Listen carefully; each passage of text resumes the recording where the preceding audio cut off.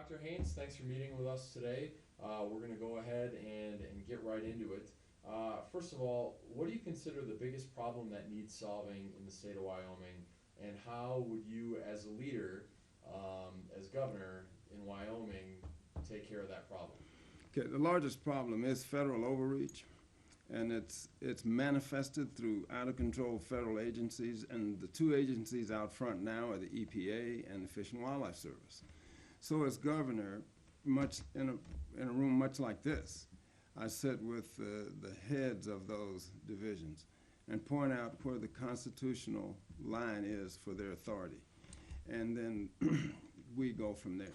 They have X amount of authority under the Constitution, and the state has the rest. And so we will exercise that. But we start that in the boardroom.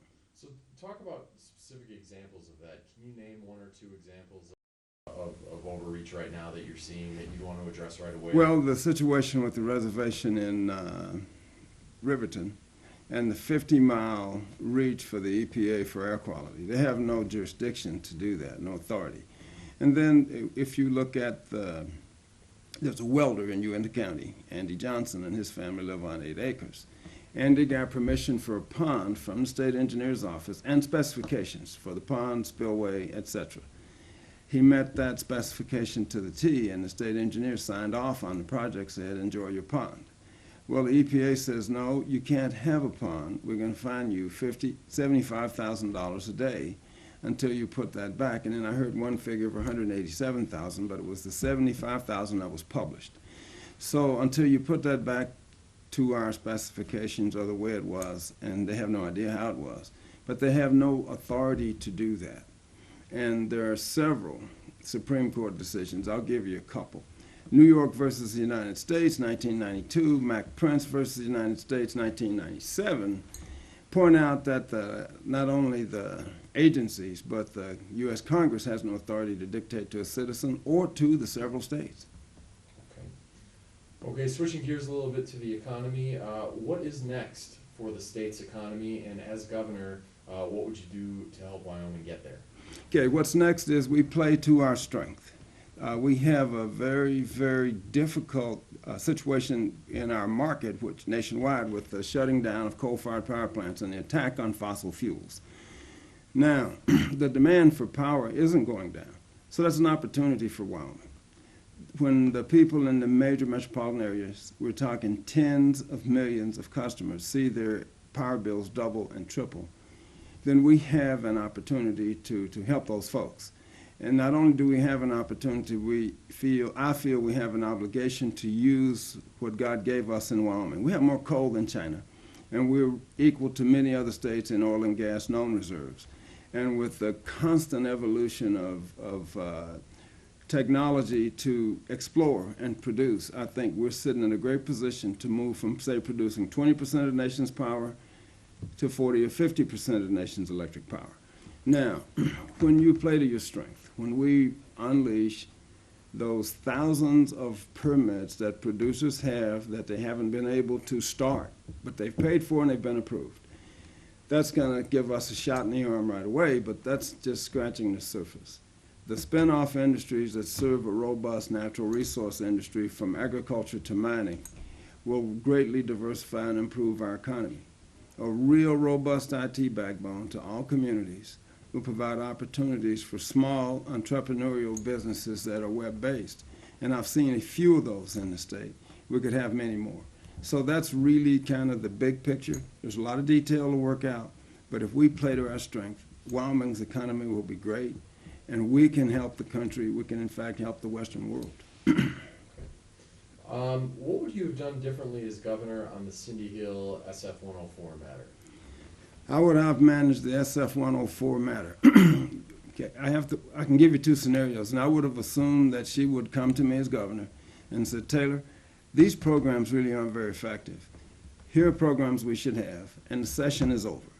So I says, all right, Cindy, you've been elected the head teacher in the state. Bring me up to speed on what's bad about the programs you want to scrap, and bring me up to speed on what's good about the programs you want to keep, you want to institute. Okay, then once I understand, then I take my business background and make a very polished presentation. And I invite the appropriate legislators, Speaker of the House, President of the Senate, President of both education committees, and the rest of the Management Council, because the session is over. And I make it plain that I really want to support the superintendent in making these changes. And so she makes the presentation, I back it up, and then I ask the legislators to find a way so we can make these changes. That's how I would handle it. No guarantee it would have worked, but that is the approach that you take as a senior executive. Okay. So taking a look back at how it was handled, you have said before that you would not have signed SF 104, but given what you know today about everything that's went on with the department, are there other steps besides the one that you've already mentioned that you would have taken regarding her tenure as superintendent?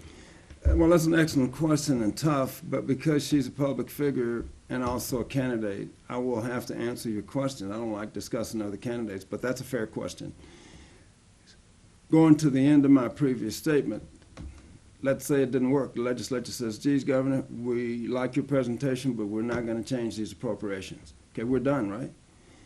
Okay, had she gone ahead and made the changes she made without legislative approval, then I would have made that public to the public, and I would have pointed out to the legislators, here are some transgressions that you know about, but I'm putting you on record that I know about them and the public knows about them. Now it's in your lap. See, the governor doesn't make law, and the governor doesn't bring charges. But my job is to make it public. Now, had nothing else happened, the public would have had that information, and they can make a decision in this election cycle. So that's how I would have handled that. Okay. What would be the biggest shift in your administration from Matt Mead's administration? Ooh, biggest shift. Well, one, you will see me as governor engage most of the agencies and problems in the first person. For instance, I will meet with the tribes individually. And when I've met with them now, the question is, what are you going to do for us? Well, you know, guys, I don't know your situation or your problems except what I read in the press. So we're going to meet much in a room much like this and say, you tell me what your issues are, your wishes, your needs, etc. Not that I'm going to say, okay, great, you can have everything you want. I need to know what their issues are. And then now we got a place to start. And we work out beneficial arrangements because we've lived together here now for 100 years or more. And we want to live here together indefinitely. So our arrangements have to benefit both parties, but they have to be right and just and lawful. And so I'll take that on as in the first person to gather the information and start my team to work on a real working relationship with the reservation. What are the one or two biggest threats facing Wyoming right now, and what would you do about it? Well, it's the same thing. It's federal overreach and federal interference. And so, again, to your last question, the biggest shift is I will reduce and eliminate inappropriate federal intervention administration in the state. That's a huge change from not only his administration, but since we've become a state. We've not had a governor that's enforced the Constitution and at the same time respects the Constitution. So that's a big shift for people, and that has to be a first-person, hands-on, involved governor. Okay. Going back a couple of weeks ago, you made statements about the possibility of drilling in Yellowstone Park. And then last week at a debate, you kind of rolled that back a little bit, and you said that you were just trying to draw attention to Yellowstone, and so talk to us a little bit about that strategy, about bringing up drilling in Yellowstone in the first place, and then what you were trying to accomplish by drawing attention to it. Excellent question. When I learned, maybe days or weeks before that interview that I gave Laura, that there was a major infrastructure or utility project planned for Yellowstone that was well along. And when I went over the documents, only 11 people had commented during the 30-day public comment period. And so they'd vetted every possible way to do the new utility infrastructure except geothermal.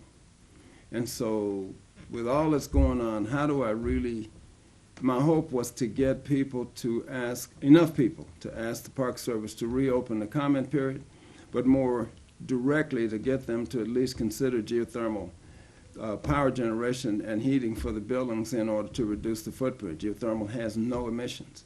And now there are small units that we can power the park buildings with without as much transmission line, etc. And so I was hoping to generate that interest and knowledge and spark people to weigh in on that before it happens. Sure. So, kind of following along those lines, do you regret initially making the statement that you would consider drilling in Yellowstone? Excellent question, and it's a double-edged sword. Actually, I don't regret that because Yellowstone is so important that the chance that I could spark enough interest that we could drive this utilities project in the right direction is well worth it. And so not having another way to really attract attention, for instance, if you say drilling in Yellowstone, by God, did it get everybody's attention. But if I said, you know, there's a big infrastructure project coming up in Yellowstone, a big utility project, and they didn't consider geothermal energy, that doesn't get much traction. Okay. So when you're the governor, if Right. you were elected, I think there's one camp that probably is right on board with everything that you're saying. But then when you're the governor, you have to kind of deal with an entire population and in some way the entire country. And so where some people would maybe consider these statements, drilling in Yellowstone, arresting federal employees, as outlandish, how do you get the rest of the population on board and help them understand, you know, you should take this seriously because why? It is very serious because you represent everybody. And really what you should represent are their best interests, not just their feelings and emotions. Their best interests, what's best for the state today, and what you put in place today, how's that good for us down the road? Well, the statement about arresting federal employees was taken out of context. Nobody's talking about arresting thousands of federal employees. Nobody. You saw the Bundy incident, and nobody got arrested. Well, we won't have those types of incidents if I do my job. That's what I'm talking about. We're not talking about rounding up the whole federal cadre and putting them in jail. It's a ridiculous statement made by the governor, and perhaps it has traction. I represent the best interests of the people. I come from the fabric. Even though I've got more formal education than anybody else, I'm blue collar. And so that's really my entree to all the people. They know they can approach Taylor and say, what are you thinking? What are you doing? Okay. Talking about doing what's best for an entire state, what are the one or two opportunities right now that you see that Wyoming and its people are missing out on, and how would you change that? Well, one opportunity, for instance, not only would be good for Wyoming and the rest of the country, but perhaps the whole world. We should be really encouraging our producers to put up liquefied natural gas plants. And we should be working to ship that natural gas to Western Europe in order to take that market away from Putin. It does a couple things. One, it's high-paying jobs here, job security here. And two, it allows our Western European allies to be free of the Russian energy grip. And I think that would be a very worthwhile thing to have the producers work on. That's one opportunity that's missed. And then we can go back to the other opportunity, shutting down coal-fired power plants and driving up the electrical bills for the average guy around the country.